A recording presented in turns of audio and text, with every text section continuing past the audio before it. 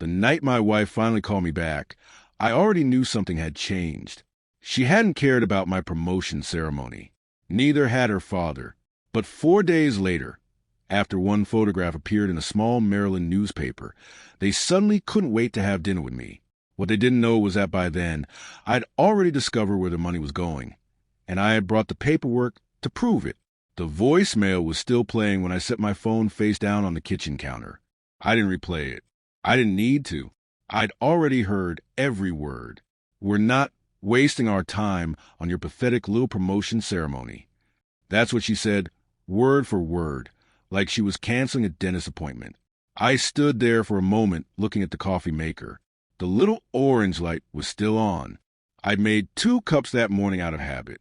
Hers was still sitting there, cold and untouched, same as it had been most mornings lately. My name is Marcus Webb. I'm 51 years old. I spent 26 years working my way through the Department of Defense, mostly in positions nobody at family dinners ever asked about. That was fine. I didn't need them to ask.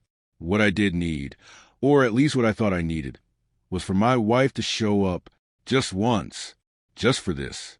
Carol had always treated my career like a mild inconvenience she'd learned to tolerate. A government job, she'd say, like I was processing paperwork downtown. Her father, Don, was worse. He'd built a real estate portfolio worth roughly $8 million and made sure everyone within 20 feet knew it at every family gathering. I poured the cold coffee down the sink. I wasn't angry. Not exactly. But something settled inside me that morning that hadn't been there before. Don Mercer had never once asked me what I actually did for a living. Not in 14 years of marriage to his daughter. Not at Thanksgiving. Not at the 4th of July cookouts, where he'd hold court on the back patio, talking about interest rates and square footage, while I sat quietly at the end of the table with a beer I barely touched. Carol came from money. Not old money. Loud money. The kind that gets mentioned even when the conversation is supposed to be about something else. Don had built his business from nothing. He reminded everyone of that regularly. And somewhere along the way, he decided that anything without a dollar amount attached to it wasn't worth respecting. I'd watched Carol absorb that attitude over the years. Slowly. The way people absorb things from their parents without realizing they're doing it. Early in our marriage, she used to ask about my work. Not the classified parts. She understood those were off limits. But the texture of it, the travel, the meetings, the responsibility. She'd listen. She even seemed proud. That stopped somewhere around year 6 or 7. I couldn't tell you the exact moment. There wasn't one.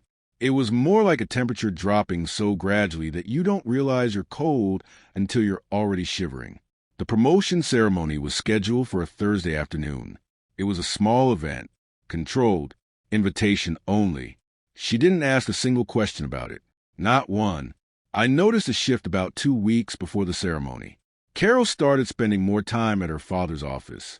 She'd always been involved in his business, handling some marketing and maintaining the social media presence for his listings. But it had always been part-time. Casual. Suddenly, she was leaving before I got up and coming home after 7. I didn't ask about it directly. I just watched. Don called the house twice in 1 week. That was unusual. Normally, he texted Carol on her cell. The fact that he was using the landline meant something. I just wasn't sure what yet. Then one evening I came home and found both of them sitting at the kitchen table. Their laptops were open. Spreadsheets filled the screens. They closed them when I walked in. Not quickly, not dramatically. Just a natural movement of people finishing a conversation they didn't want someone else to hear. Carol said they were looking at a new property in Scottsdale. I nodded. I made myself a sandwich. But I remember the way Dawn looked at Carol when I walked through the door. Half a second. That's all it was. The kind of look people exchange when they've been talking about someone who just entered the room. That stayed with me. I'd spent an entire career reading rooms, reading faces, reading the tiny involuntary things people do when they're managing information they don't want you to have. Don Mercer wasn't subtle. Whatever they were planning, they weren't being careful enough. The ceremony was held in a secure conference room on the 4th floor of a building I'm not going to name. 14 people attended. My direct supervisor, 3 members of a joint task force I'd spent 4 years building operational frameworks for. 2 individuals whose titles I'm still not permitted to discuss in casual conversation. And a deputy administrator who had flown in from Washington that morning specifically for the event. There was no podium, no balloons, no catered lunch. There was a flag, a citation, and a handshake that meant more to me than most people will ever understand. Afterward, a photographer from the department's public affairs office took 3 photographs outside the building. Standard documentation. I didn't think much of it. What I didn't know was that one of those photographs had been cleared for limited public release. For days later, a local Maryland newspaper ran it. Page 6, small column, my name, my new title, and 1 sentence describing the general nature of the work. I was standing between 2 individuals. The caption described only as security personnel. That's when everything changed. Carol called me on a Tuesday morning. I was in a meeting. I let it go to voicemail. She called again 20 minutes later. Then Dawn called. That hadn't happened in more than a year.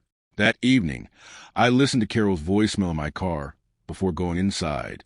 We need to talk. Family dinner tomorrow. Please come. Please. She actually said please. I sat in the driveway for several minutes after listening to it. Not because I was emotional. I was thinking. There's a particular kind of clarity that comes when you finally understand the full shape of something you've only been seeing in pieces. I'd spent weeks watching Carol and Dawn without knowing exactly what I was watching for. Now I did. They hadn't skipped the ceremony because they were busy. They'd skipped it because they'd already decided I wasn't worth showing up for. Dawn had probably spent years quietly building that case in Carol's mind. The government job, the modest salary, the career she couldn't explain at dinner parties. And Carol had slowly started agreeing with him. The newspaper photograph had done something very simple. It recalibrated their math. Suddenly, the man they'd ignored had become interesting. I didn't call Carol back that night. I made dinner, watched the news, went to bed at my normal time. The next morning, I called my attorney. Not a divorce attorney. Not yet. My personal attorney. A man named Gerald who'd handled my affairs for 11 years and understood the particular financial and legal architecture of a long federal career better than most people knew existed. I asked him to pull together a complete picture of my current compensation, my benefit structure, my pension projections, and a document we discussed once before but never finalized. He asked me if something had happened. I told him I was just being thorough. He knew me well enough not to push. I accepted the dinner invitation with a single text. Sure. What time? No punctuation. No warmth. Carol responded within 4 minutes with an address. Don's house. Not ours. 6:30. I said okay and put my phone away. I spent the next 2 days doing quiet things. I pulled 14 years of joint financial records and organized them into a single folder. Carol had always handled the household accounts. I'd allowed it because of convenience and trust. Looking at them carefully for the first time in years was instructive. There were transfers I recognized, and then there was a pattern of smaller ones I didn't. Nothing dramatic, nothing obviously legal, but consistent enough to be a direction rather than coincidence. I documented everything. Dates, amounts, destination accounts. Gerald got a copy. I also made 2 phone calls I'd been putting off. One was to a financial advisor who specialized in federal pension structures. The other was to a colleague who worked in a division that, among other things, understood how certain kinds of quietly accumulated influence actually operate in the real world. Neither conversation was long. By Thursday evening, I had a folder, a plan, and a very clear understanding of exactly what I was walking into at Don Mercer's house. I pressed my good shirt, polished my shoes, ate a light dinner before leaving, so I wouldn't arrive hungry. Small things matter when you're about to walk into a room designed to make you feel small. Don answered the door himself. That was unusual. He was smiling. It was a particular smile he reserved for moments when he believed he was in control. He shook my hand a little too firmly. Good to see you. It was the first light of the evening. Carol was in the kitchen. She came out drying her hands on a dish towel and gave me a hug that lasted exactly as long as it needed to in order to look normal. We sat down to a meal Don had catered from a restaurant he liked. Good food, nice wine. The table had been carefully arranged. This wasn't just dinner. It was a performance, and they'd rehearsed it. The first 20 minutes were small talk. The Scottsdale property, Carol's sister's new house, the weather in late October. Then Don placed his fork on the table.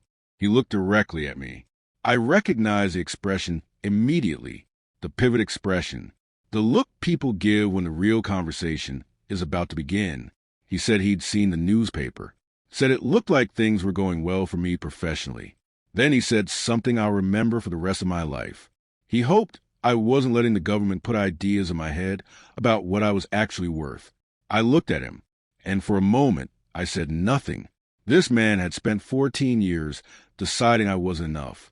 Now he was sitting across from me at a catered dinner, trying to manage what I might do with a version of me he'd just discovered existed.